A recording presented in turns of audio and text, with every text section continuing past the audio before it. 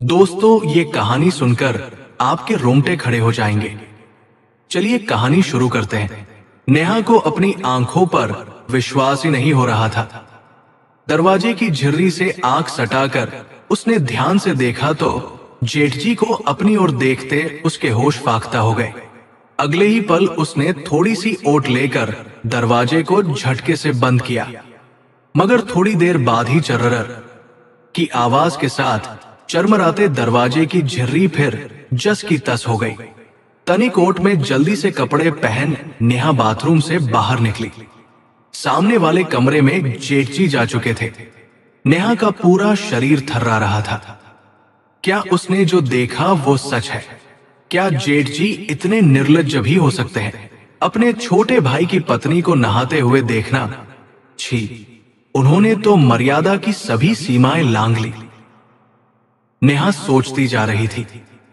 कितनी बार उसने मयंक से इस दरवाजे को ठीक करवाने के लिए कहा था, लेकिन हर बार बात आई गई हो गई थी। एक तो पुराना दरवाजा, उस पर टूटी हुई कुंडी, बार बार कसकर लगाने के बाद भी अपने आप खुल जाया करती थी। उसने कभी सोचा भी नहीं था कि उस झिर्री से उसे कोई इस तरह देखने का यत्न कर सकता है।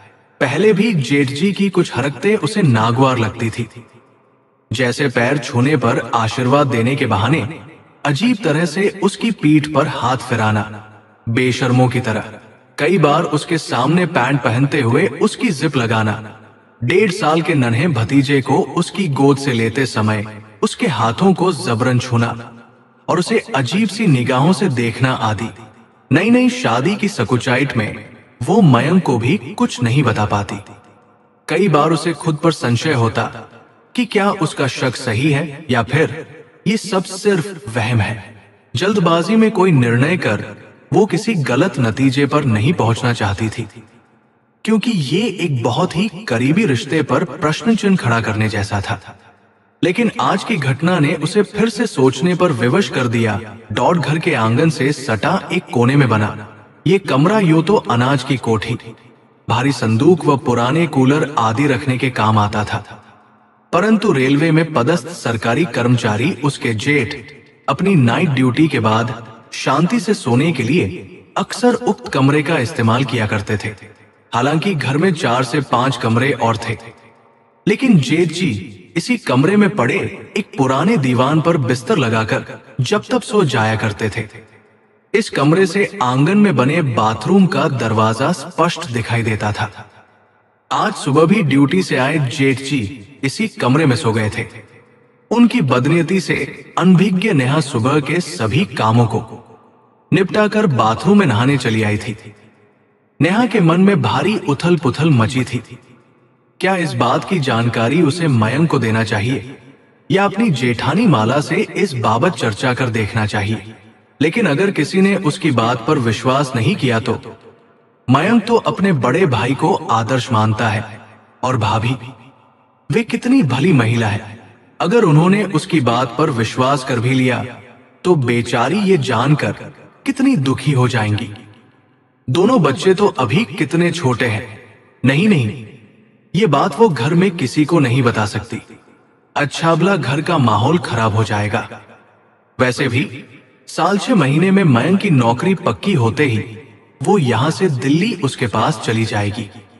हाँ, इस बीच अगर जेठ जी ने दोबारा कोई ऐसी हरकत दोहराई तो वो उन्हें मुंहतोड़ जवाब देगी।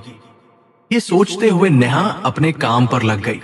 उत्तर प्रदेश के कानपुर में 2 वर्षों पहले ब्याह कराई एमए पास नेहा बहुत समझदार व परिपक्व विचारों की लड़की थी।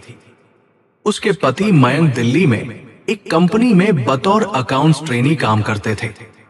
अभी फिलहाल कम सैलरी व नौकरी पक्की न होने के कारण नेहा ससुराल में ही रह रही थी। कुछ पुराना पर खुला खुला बड़ा सा घर किसी पुरानी हवेली की याद दिलाता सा लगता था। उसमें जेठ जेठानी और उनके 2 छोटे बच्चे, यही नेहा की ससुराल थी। यहां उसे वैसे कोई तकलीफ नहीं थी, बस अपने जेठ का दोगलापन नेहा को जरा खलता था। सबके सामने प्यार से बेटा बेटा कहने वाले जेठ जी जरा सी ओट मिलते ही उसके सामने कुछ अधिक ही खुलने का प्रयास करने लगते। जिससे वो बड़ी ही असहज महसूस करती। स्त्री सुलभ गुण होने के नाते अपनी देह पर पड़ती जेठ जी की नजरों में छिपी कामुकता को उसकी अंतर्दृष्टि जल्द ही भांप गई थी। एहतियातन जेठ जी से सदा ही वो एक आवश्यक दूरी बनाए रखती थी। होली आने को थी।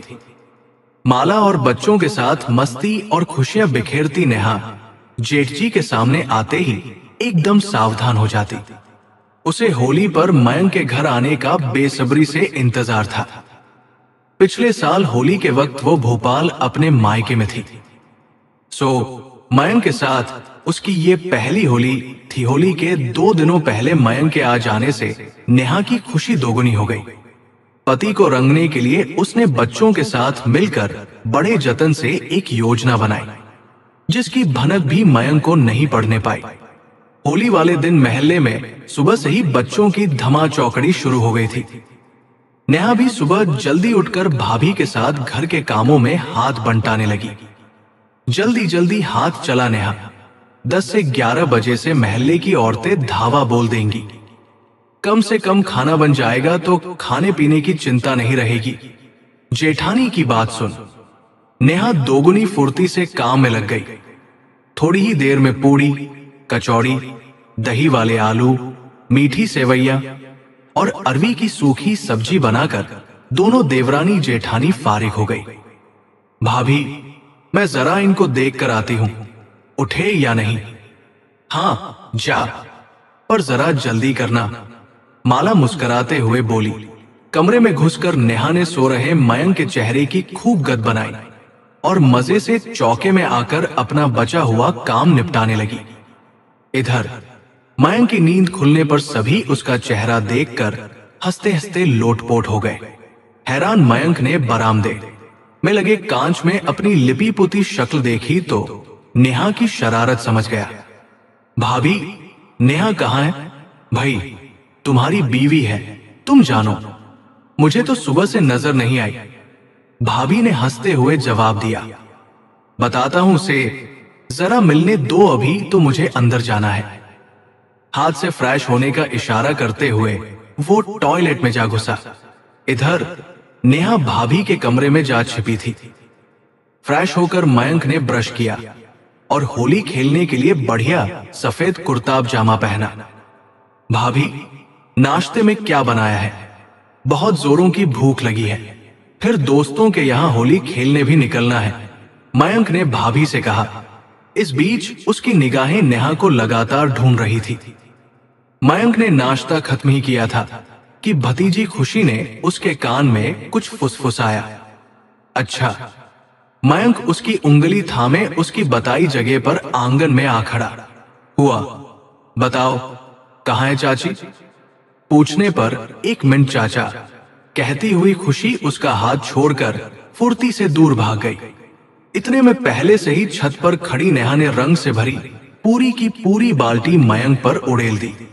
ठहरो, अभी बताता हूं तुम्हें, कहते हुए मयंक जब तक छत पर पहुंचा, नेहा गायब हो चुकी थी। इतने में बाहर से मयंक के दोस्तों का बुलावा आ गया। ठीक है, मैं आकर तुम्हें देखता हूं। भन भनाता हुआ मयंक बाहर निकल गया। उधर भाभी के कमरे में अलमारी के एक साइड में छिपी नेहा जैसे ही पलटने को हुई, किसी की बाहों ने उसे अपनी गिरफ्त में ले लिया। उसने तुरंत ही अपने को उन बाहों से मुक्त करते हुए जेठ जी पर तीखी निगाह डाली। आप उसके चेहरे पर आश्चर्य और घृणा के मिले जुले भाव थे। अरे तुम, मैं समझा माला है, जेठ जी ने चौंकने का अभिनय करते हुए कहा। बस अब और नहीं। मन में ये विचार आते ही नेहा ने भरपूर ताकत से जेठ जी के गाल पर तड़ाक से एक तमाचा जड़ दिया। अरे पागल हुई है क्या? मुझ पर हाथ उठाती है? जेठ जी का गुस्सा 7वें आसमान पर था। पागल नहीं हूँ, बल्कि आपके पागलपन का इलाज कर रही हूँ, क्योंकि सम्मान की भाषा आपको समझ नहीं आ रही। दोस्तों, आप ही बताइए, क्या नेहा ने गलत किया?